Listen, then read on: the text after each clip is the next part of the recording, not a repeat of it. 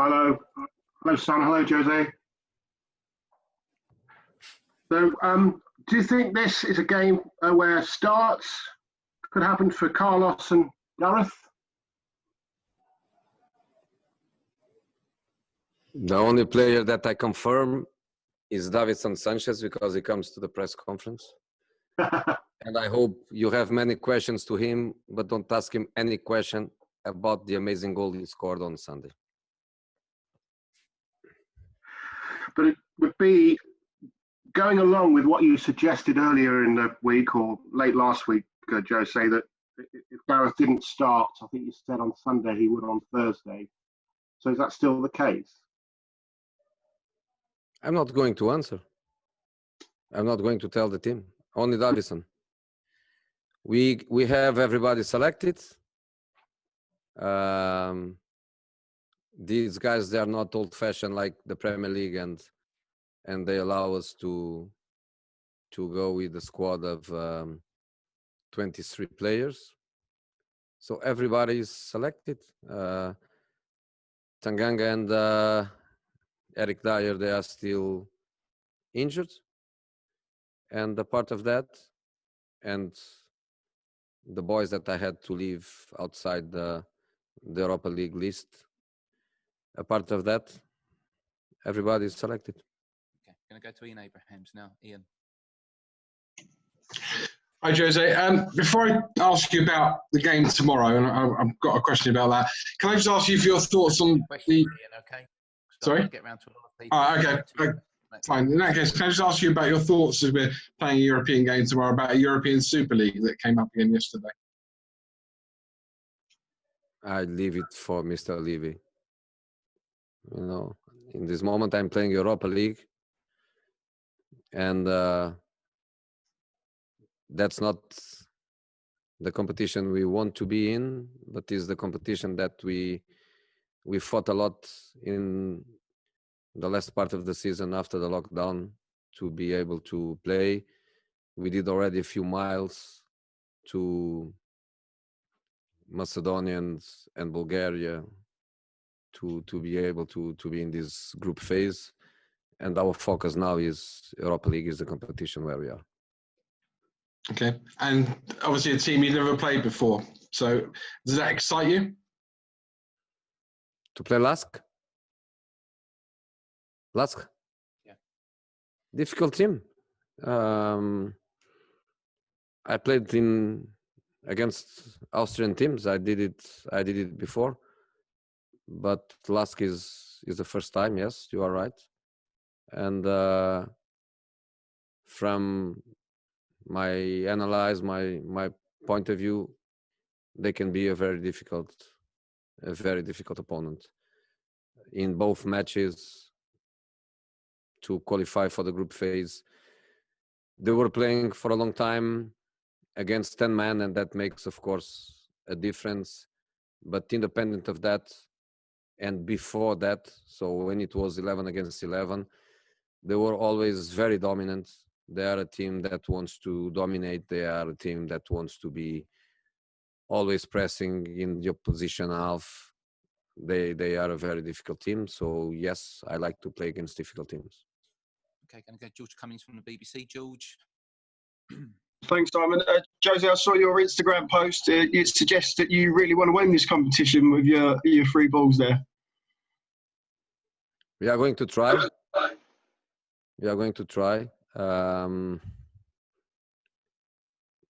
It's the third time I played the competition. The other 2 times, one with Porto, one with United, we managed to win it. So the record in Europa League is great. Never knocked out. Of course, lost a few matches in the group phase and so, but managed always to win it. But it's difficult. We know that it's difficult. It's a very long competition. The group phase is tricky. Then you go to the knockouts. Then you get teams coming from the Champions League, which in my opinion is very unfair, because you play Champions League. If you don't qualify, you go home. In Europa League, we play the group phase. if a team finish third, goes home, doesn't have another competition to play, but it is what it is. So it's long competition and very, very difficult. But in this moment, let's focus on the points that we need, 10, 11 points that you need to qualify through the group phase. Okay, let's move on to Ellie Gold. Ellie. Hi there, Jose. Ali. Hi there. Can I just ask you, kind of touched on it earlier about the players not on the list. How difficult was it to leave out Gedson Fernandes and Paulo Gazzaniga? And obviously Danny Rose as well. It's very difficult, of course, to leave a player out. It's like to stop the player to fight for something that he wants. That's always very, very hard. The good thing is that in January you can change.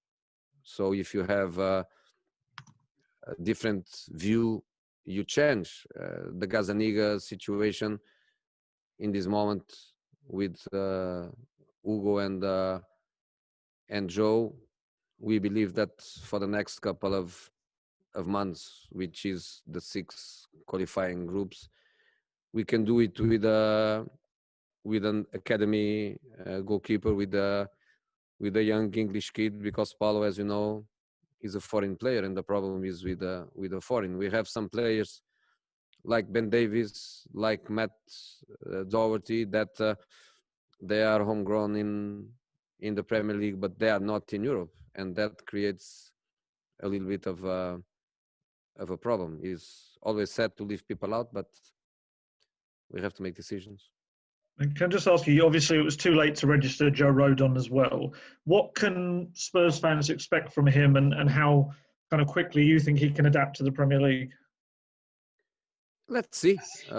Fundamentally, let's see how he adapts to us, to training, to the different level, to the different intensity. Of course, he has already a little bit of experience in the Championship. He has some experience with Wales in the national team, and for some reason we got him. We got him because we see a future on him, and a player that can be adapted to the way we want to play. So let's work and let's see the evolution, and step by step he will be there. Okay, let's go to Matt Law. Matt, I'm just unmuting you. Hi, Jose. Hello. Slightly referencing back to the West Ham game, but also looking forward to what you want to do with Tottenham. Are you aware of the phrase Spursy and what it means? Because some people would have used that phrase for the West Ham game and losing the 3 goals. And I wondered about how you could stop Tottenham being Spursy. If you need me to describe what Spursy is, I can do. Well, that denomination is not important for me. The past is not important for me. The future is, of course, important for me.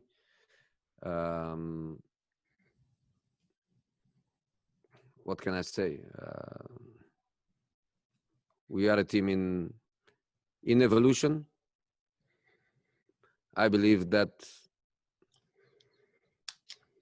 nobody played better than us with the ball, which is a big evolution from last season. We are a very exciting team to watch, I believe. And that is very important, and that's the DNA that we want to have. Is that enough to win football matches? No.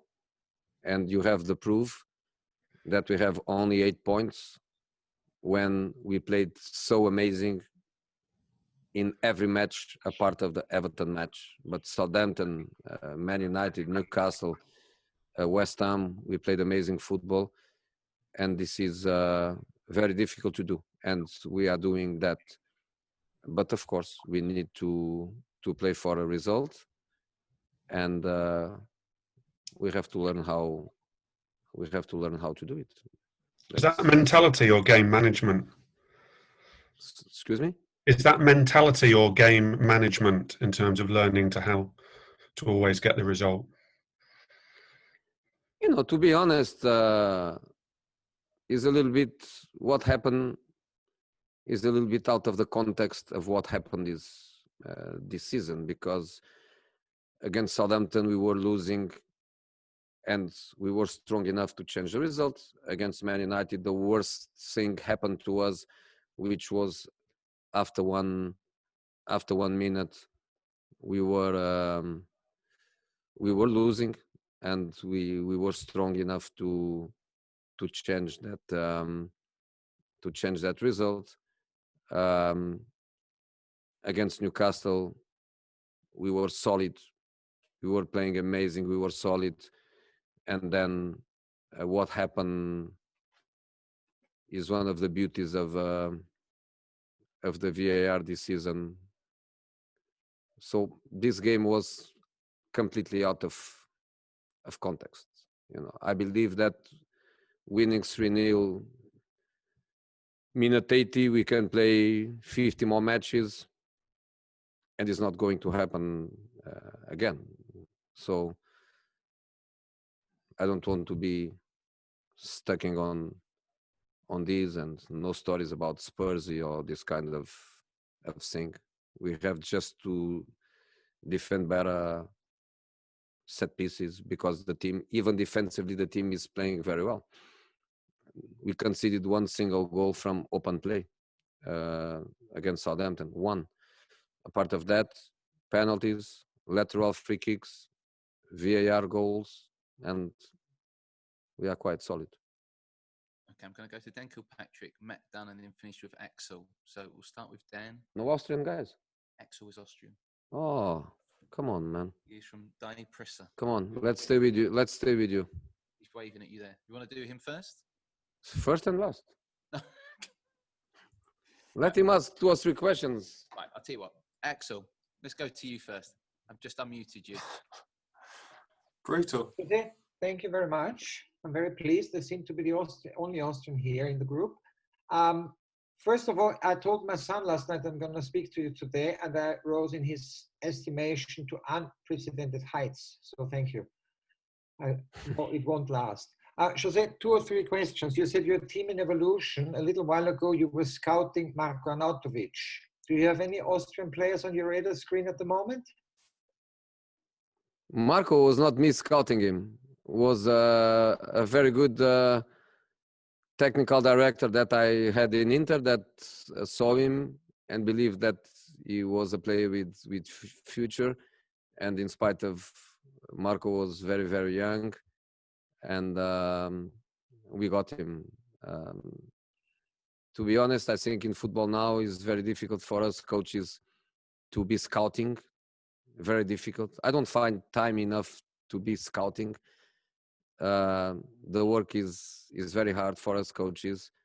The market is wide open all over the world. Talented players they're born every day. So I leave scouting more for the structure than for myself. But without giving you any name, I would say that Austrian football is in an evolution period. I think you had a great period of your history with incredible players like Prowaska and Krankel and all these big guys. Then you had a dark period where not even at the national team level the talent was coming. But now you have good teams, you have competitive teams, you have good players. The league is getting much better. The league is getting much more exciting. You have clubs like Red Bull Salzburg, Rapid Vienna, Lask. You have good teams. So also the national team is improving with some of the players that you have also abroad. So I think probably another golden period is arriving for you. Golden period, that's very generous of you. If you compare Austria to Portugal, are we on the same level? No.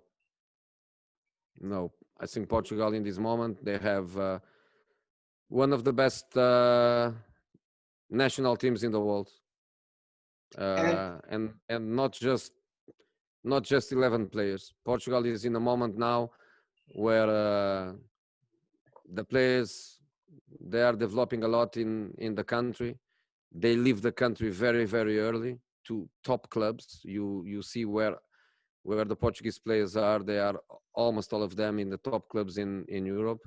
And then they open space for other young players to come from the academies and to play in the Portuguese league. Portugal in this moment is a very, very strong a country that I think even at the national team level, next Euros they are going to be there fighting. Next World Cup they are going to be there fighting. Do you see a chance for Lask to come through, maybe together with you? Or together with me or without us? We have to make sure that the status doesn't make us believe that is done. We need 9, 10, 11 points to make it.